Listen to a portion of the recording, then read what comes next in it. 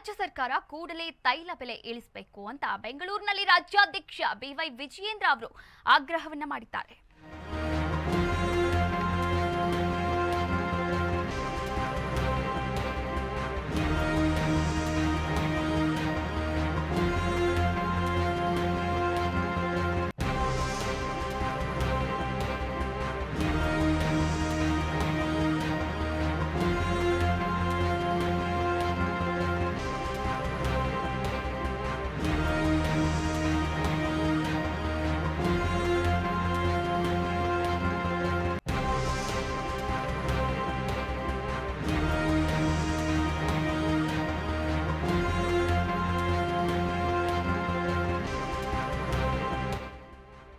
ಸರ್ಕಾರ ಕೂಡಲೇ ತೈಲ ಬೆಲೆಯನ್ನ ಇಳಿಸಬೇಕು, ಪೆಟ್ರೋಲ್ ಹಾಗೂ ಡೀಸೆಲ್ ಬೆಲೆಯನ್ನ ಇಳಿಸಬೇಕು ಅಂತ ಬೆಂಗಳೂರಿನಲ್ಲಿ ರಾಜ್ಯಾಧ್ಯಕ್ಷ ಬಿವೈ ವಿಜಯೇಂದ್ರ ಆಗ್ರಹವನ್ನ ಮಾಡಿರುವಂತದ್ದು. ರಾಜ್ಯ ಕಾಂಗ್ರೆಸ್ ಸರ್ಕಾರ ಜನವಿರೋಧಿ ಸರ್ಕಾರವಾಗಿದೆ, ರೈತರು ಸಾಮಾನ್ಯ ಜನರಿಗೆ ಇದು ಹೊರೆಯಾಗಿದೆ, ನಮ್ಮ ಪ್ರತಿಭಟನೆಗೂ ಸರ್ಕಾರ ಅಡ್ಡಿಯನ್ನ ಮಾಡ್ತಾ ಇದೆ ಅಂತ ಆಕ್ರೋಶವನ್ನ ಹೊರಹಾಕಿದ್ದಾರೆ ಬಿಜೆಪಿಯ ರಾಜ್ಯಾಧ್ಯಕ್ಷ ಬಿವೈ ವಿಜಯೇಂದ್ರ ಅವರು. ಪೆಟ್ರೋಲ್ ಡೀಸೆಲ್ ಬೆಲೆ ಏರಿಕೆಯನ್ನ ಖಂಡಿಸಿ ಬಿಜೆಪಿ ಪ್ರತಿಭಟನೆಯನ್ನ ಮಾಡ್ತಾ ಇರುವಂತದ್ದು. ಸೈಕಲ್ ಜಾಥಾದ ಮೂಲಕ ಸರ್ಕಾರ ವಿರುದ್ಧವಾದಂತಹ ಆಕ್ರೋಶವನ್ನ ಹೊರಗಾಕ್ತಾ ಇದ್ದಾರೆ ಬಿಜೆಪಿಯ ನಾಯಕರು, ಶಾಸಕರು, ಒಟ್ಟಾರೆಯಾಗಿ ಬಿಜೆಪಿಯ ಒಂದು ಬಳಗ, ಬಿಜೆಪಿಯ ಪಕ್ಷದವರೆಲ್ಲರೂ ಕೂಡ ಈ ಒಂದು ಜಾಥಾದಲ್ಲಿ ಇರುವಂತದ್ದು. ನೀವು ಕೂಡ ದೃಶ್ಯಾವಳಿಗಳಲ್ಲಿ ಗಮನಿಸ್ತಾ ಇದ್ದೀರಾ. ಸೈಕಲ್ ಜಾಥಾದ ಮೂಲಕ ಕಾಂಗ್ರೆಸ್ ಸರ್ಕಾರದ ವಿರುದ್ಧ ಆಕ್ರೋಶವನ್ನ ಹೊರಗಾಕ್ತಾ ಇದ್ದಾರೆ. ಬಿಜೆಪಿಯ ಪ್ರಧಾನ ಕಚೇರಿ ಜಗನ್ನಾಥ ಭವನದಿಂದ ಈ ಒಂದು ಸೈಕಲ್ ಜಾಥಾವನ್ನ ಹಮ್ಮಿಕೊಳ್ಳಲಾಗಿತ್ತು. ವಿಧಾನಸೌಧದವರೆಗೂ ಕೂಡ ಜಾಥಾವನ್ನ ಹಮ್ಮಿಕೊಳ್ಳಲಾಗಿದೆ. ಈ ವೇಳೆ ಬಿಜೆಪಿ ನಾಯಕರನ್ನ ಪೊಲೀಸ್ ಸಿಬ್ಬಂದಿಗಳು ತಡೆದಿದ್ದಾರೆ. ಮಾರ್ಗ ಮಧ್ಯದಲ್ಲೇ ಬಿಜೆಪಿಗರನ್ನ ವಶಕ್ಕೆ ಪಡೆದಿದ್ದಾರೆ ಪೊಲೀಸರು. ಬಿವೈ ವಿಜಯೇಂದ್ರ ಹಾಗೆ ಅಶ್ವಥ್ ನಾರಾಯಣ್, ಸಿಟಿ ರವಿ ಸೇರಿದಂತೆ ಹಲವು ಬಿಜೆಪಿ ನಾಯಕರನ್ನ ಪೊಲೀಸ್ ವಶಕ್ಕೆ ಪಡೆದಿದ್ದಾರೆ. ರಾಜ್ಯಾಧ್ಯಕ್ಷ ಬಿವೈ ವಿಜಯೇಂದ್ರ ಅವರ ನೇತೃತ್ವದಲ್ಲಿ ಪ್ರೊಟೆಸ್ಟ್ ಅನ್ನ ನಡೆಸಲಾಗ್ತಾ ಇತ್ತು. ಹೀಗಾಗಿ ಬಿವೈ ವಿಜಯೇಂದ್ರ ಅವರು ಆಕ್ರೋಶವನ್ನ ವ್ಯಕ್ತಪಡಿಸ್ತಾ ಇದ್ದಾರೆ. ರಾಜ್ಯ ಸರ್ಕಾರ ಮತ್ತು ಮುಖ್ಯಮಂತ್ರಿಗಳು ಪೆಟ್ರೋಲ್ ಮತ್ತು ಡೀಸೆಲ್ ಬೆಲೆ ಏರಿಕೆಯ ಬಂಡತನದ ನಿರ್ಧಾರವನ್ನ ಕೈಬಿಡಬೇಕು ಅಂತ ಬಿಜೆಪಿಯ ರಾಜ್ಯಾಧ್ಯಕ್ಷ ಹಾಗೂ ಶಾಸಕ ಬಿವೈ ವಿಜಯೇಂದ್ರ ಅವರು ಒತ್ತಾಯವನ್ನ ಮಾಡ್ತಾ ಇದ್ದಾರೆ. ಮಲ್ಲೇಶ್ವರಂನ ಜಗನ್ನಾಥ ಭವನದಿಂದ ಬಿಜೆಪಿಯ ಪಕ್ಷ ಕಚೇರಿಯಿಂದ ವಿಧಾನಸೌಧಕ್ಕೆ ಸೈಕಲ್ ಜಾಥಾದ ಮೂಲಕ ಆರಂಭವನ್ನ ಮಾಡಲಾಗಿತ್ತು ಈ ಒಂದು ಪ್ರತಿಭಟನೆಗೆ. ಜನರಿಗೆ ಹೊರೆ ಆಗುವಂತಹ ಈ ನಿರ್ಧಾರವನ್ನ ತಕ್ಷಣ ರಾಜ್ಯ ಸರ್ಕಾರ ಕೈಬಿಡಬೇಕು, ಅಲ್ಲಿನವರೆಗೆ ಬಿಜೆಪಿ ಹೋರಾಟ ಮುಂದುವರಿಯಲಿದೆ ಅಂತ ಅವರು ಕೂಡ ಎಚ್ಚರಿಕೆಯನ್ನ ನೀಡಿದ್ದಾರೆ ರಾಜ್ಯ ಸರ್ಕಾರಕ್ಕೆ.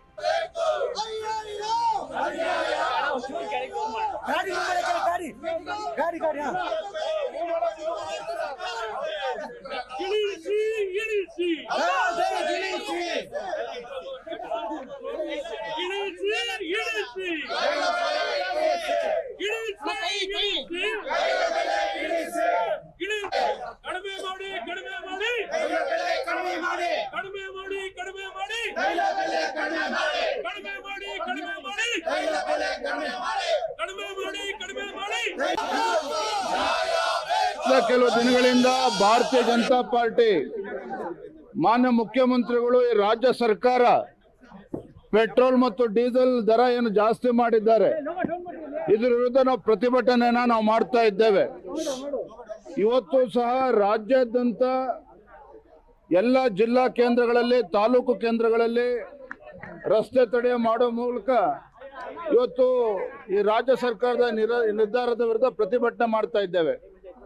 ಇವತ್ತು ಬೆಂಗಳೂರಿನಲ್ಲಿ ನಾವು ಸೈಕಲ್ ಜಾಥಾ ಮೂಲಕ ಈ ಸರ್ಕಾರವನ್ನ ಎಚ್ಚರಿಸ್ತಕ್ಕಂಥ ಕೆಲಸ ನಾವು ಮಾಡ್ತಾ ಇದ್ದೇವೆ. ಆದರೆ ಬಂಡ ಸರ್ಕಾರ ಇವ್ರು ಯಾವುದೂ ಕೂಡ ತೀರ್ಮಾನವನ್ನ ಹಿಂತೆಗೆದುಕೊಳ್ಳತಕ್ಕಂಥ ಪ್ರಯತ್ನನೂ ಮಾಡ್ತಾ ಇಲ್ಲ, ಚಿಂತನೆನೂ ಕೂಡ ಮಾಡ್ತಾ ಇಲ್ಲ.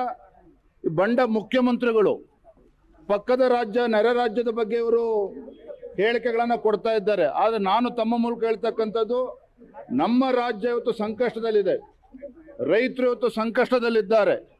ಕಳೆದ 6 ತಿಂಗಳಿಂದ ಇವತ್ತು ರೈತರು ಇವತ್ತು ಬರಗಾಲದಿಂದ ಪರದಾಡ್ತಾ ಇದ್ದಾರೆ.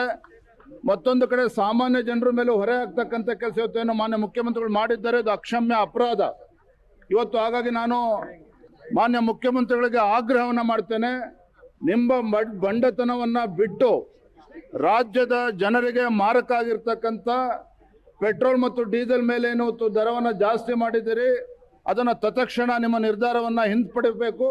ಇವತ್ತು ರೈತರಿಗೆ, ಸಾಮಾನ್ಯ ಜನರಿಗೆ ಹೊರೆ ಆಗ್ತಕ್ಕಂಥ ಯಾವುದೇ ನಿರ್ಧಾರವನ್ನು ನೀವು ಮಾಡಬಾರ್ದು. ಮತ್ತೊಂದು ಕಡೆ ಸಚಿವರು ಹೇಳ್ತಾರೆ KSRTC ಬಸ್ ದರ ಜಾಸ್ತಿ ಮಾಡ್ತೀವಿ ಅಂತ ಹೇಳ್ತಾರೆ.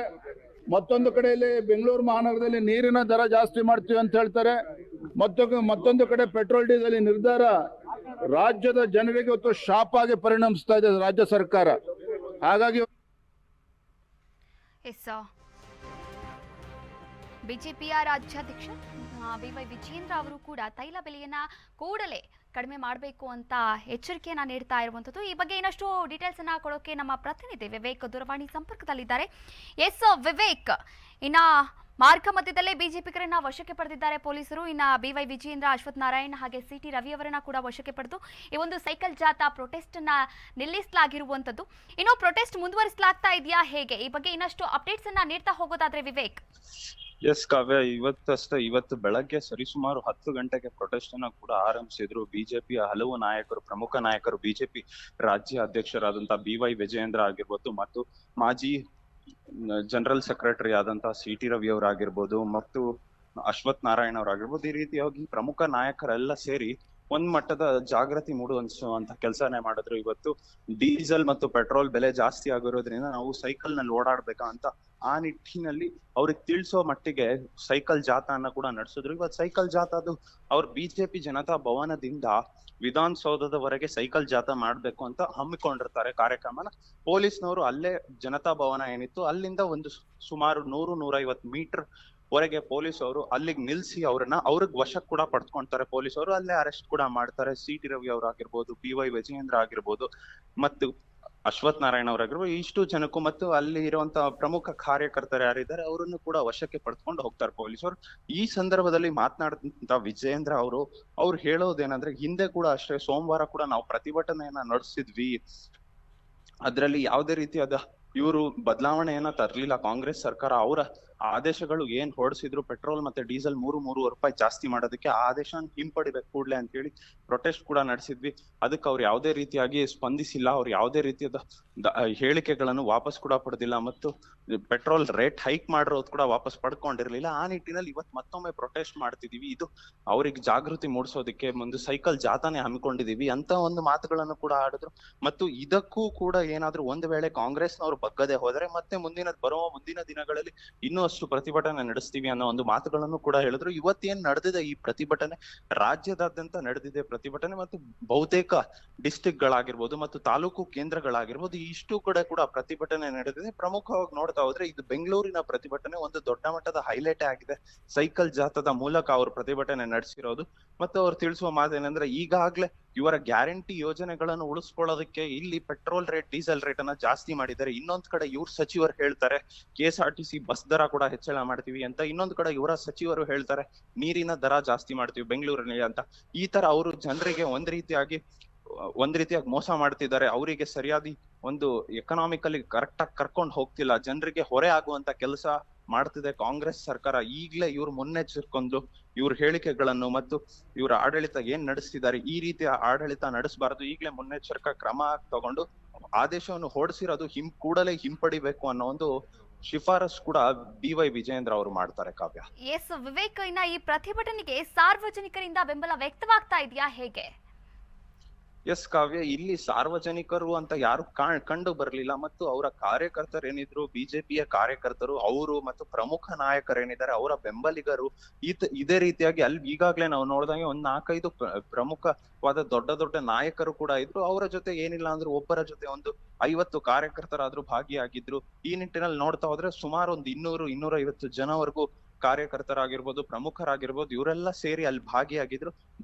ನಾರ್ಮಲ್ ಜನರು ಯಾವುದೇ ರೀತಿಯಾಗಿ ಅವರಿಗೆ ಸಾಥ್ ಕೊಟ್ಟಿಲ್ಲ ಅಂತ ಇಲ್ಲಿ ಕಂಡು ಬರುತ್ತೆ. ಇಲ್ಲಿ ಮೊನ್ನೆ ಅಷ್ಟೇ ಫ್ರೀಡಂ ಪಾರ್ಕ್ ನಲ್ಲಿ ಕೂಡ ಒಂದು ಪ್ರತಿಭಟನೆಯನ್ನ ಹಮ್ಮಿಕೊಂಡಿದ್ರು ಬಿಜೆಪಿಯವರು. ಅಲ್ಲೂ ಒಂದು ದೊಡ್ಡ ಮಟ್ಟದ ಕಾರ್ಯಕರ್ತರು ಕೂಡ ಸೇರಿದ್ರು ಮತ್ತು ಒಂದು ಸಾಮಾನ್ಯ ಜನರಿಗೂ ಸಹ ಇನ್ವೈಟ್ ಮಾಡುವ ಮೂಲಕ ಆ ಪ್ರತಿಭಟನೆಯನ್ನ ನಡೆಸಿದ್ರು. ಯಾರ್ಯಾರಿಗೆ ಹೊರೆ ಆಗಿದೆ ಈ ರಾಜ್ಯ ಸರ್ಕಾರದ ವಿರುದ್ಧ ಅವರೆಲ್ಲ ಪ್ರತಿಭಟನೆ ಭಾಗಿಯಾಗಿ ಅನ್ನೋ ಒಂದು ಹೇಳಿಕೆಗಳನ್ನ ಕೂಡ ಕೊಟ್ಟು ಆ ಪ್ರತಿಭಟನೆಯನ್ನ ನಡೆಸಿದ್ರು. ಇವತ್ತಿನ ಪ್ರತಿಭಟನೆ ಏನ್ ನಡೆದಿದೆ ಇದ್ರಲ್ಲಿ ಅವರ ಕಾರ್ಯಕರ್ತರು ಬಿಟ್ಟು ಯಾರು ಜನಸಾಮಾನ್ಯರಿಗೂ ಅದ್ರಲ್ಲಿ ಕಂಡು ಬರ್ಲಿಲ್ಲ ಕಾವ್ಯ. ಎಸ್, ಇನ್ನ ಸರ್ಕಾರ ಈ ತಮ್ಮ ನಿರ್ಧಾರವನ್ನ ಏನಾದ್ರೂ ಬದಲಿಸದೇ ಇದ್ರೆ ಬಿಜೆಪಿ ಪಕ್ಷದ ಕಾರ್ಯಕರ್ತರಾಗಿರ್ಬೋದು, ಇನ್ನು ಶಾಸಕರಾಗಿರ್ಬೋದು, ಇನ್ನು ದೊಡ್ಡ ಮಟ್ಟದಲ್ಲಿ ಒಂದು ಪ್ರತಿಭಟನೆಯನ್ನ ಮಾಡುವಂತಹ ವ್ಯವಸ್ಥೆ ಅಥವಾ ಸಾಧ್ಯತೆಗಳೇನಾದ್ರೂ ಇದೆಯಾ? ಎಸ್ ಕಾವ್ಯ, ಇವತ್ತು ಅಷ್ಟೇ ಪ್ರತಿಭಟನೆ ಏನ್ ನಡೆಸಿದ್ರು, ಈ ಹಿಂದೆ ಕೂಡ ಸೋಮವಾರ ಕೂಡ ಪ್ರತಿಭಟನೆ ನಡೆಸಿದ್ರು. ಇಲ್ಲಿಗೆ ಇವತ್ತು ಬರೀ 3 ದಿನ ಕಳೆದಿದೆ, ಮತ್ತೊಮ್ಮೆ ಪ್ರತಿಭಟನೆಯನ್ನ ಬಿಜೆಪಿ ಸರ್ಕಾರ ನಡೆಸಿದೆ. ಒಂದ್ ರೀತಿಯಾಗಿ ಹೇಳ್ಬೇಕು ಅಂದ್ರೆ ಬಿಜೆಪಿಗೆ ಏನಿದೆ, ಈ ಕಾಂಗ್ರೆಸ್ ಸರ್ಕಾರ ಆಡಳಿತದಲ್ಲಿ ಇರೋದ್ರಿಂದ ಕಾಂಗ್ರೆಸ್ ಮೇಲೆ ವಿರೋಧ ಅಲೆ ಮಾಡೋದಕ್ಕೆ ಇವ್ರ ಹತ್ರ ಇರುವುದು ಒಂದೇ ಒಂದು ಅಸ್ತ್ರ. ಈಗ ಪೆಟ್ರೋಲ್ ಬೆಲೆ ಆಗಿರ್ಬೋದು, ಡೀಸೆಲ್ ಬೆಲೆ ಆಗಿರ್ಬೋದು, ಏನ್ ಇದನ್ನ ಜಾಸ್ತಿ ಮಾಡಿದ್ದಾರೆ, ಇದೊಂದೇ ಅಸ್ತ್ರವನ್ನು ಇಟ್ಕೊಂಡು ಬಿಜೆಪಿ ಅವರು ಕಾಂಗ್ರೆಸ್ಗೆ ಡ್ಯಾಮೇಜ್ ಮಾಡುವಂತ ನಿಟ್ಟಿನಲ್ಲಿ ಪ್ರತಿಭಟನೆಗಳನ್ನು ನಡೆಸ್ತಿದ್ದಾರೆ. ಮತ್ತೆ ಈ ಹಿಂದೆ ಕೂಡ ಅಷ್ಟೇ ಯಡಿಯೂರಪ್ಪರವರ ಸರ್ಕಾರ ಇರುವ ಸಂದರ್ಭದಲ್ಲಿ ಕಾಂಗ್ರೆಸ್ನ ಸಿಎಂ ಸಿದ್ದರಾಮಯ್ಯ ಅವರೇನಿದೆ, ಅವರು CLP ನಾಯಕ ಆಗಿರುವಂತ ಸಂದರ್ಭದಲ್ಲಿ ಅವರು ಕೂಡ ಸಾಕಷ್ಟು ಪ್ರತಿಭಟನೆಗಳನ್ನ ನಡೆಸಿದ್ರು ಬಿಜೆಪಿ ಅವರ ವಿರುದ್ಧ, ಅವ್ರಿಗೆ ಡ್ಯಾಮೇಜ್ ಮಾಡುವ ನಿಟ್ಟಿನಲ್ಲಿ.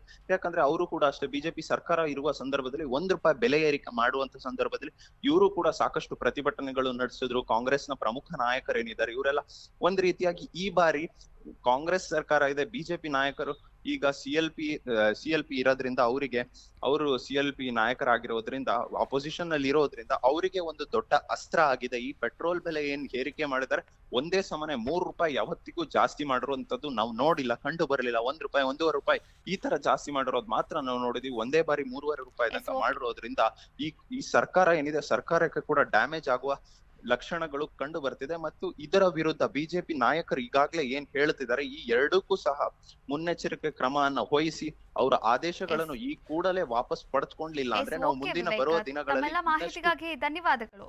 ಎಸ್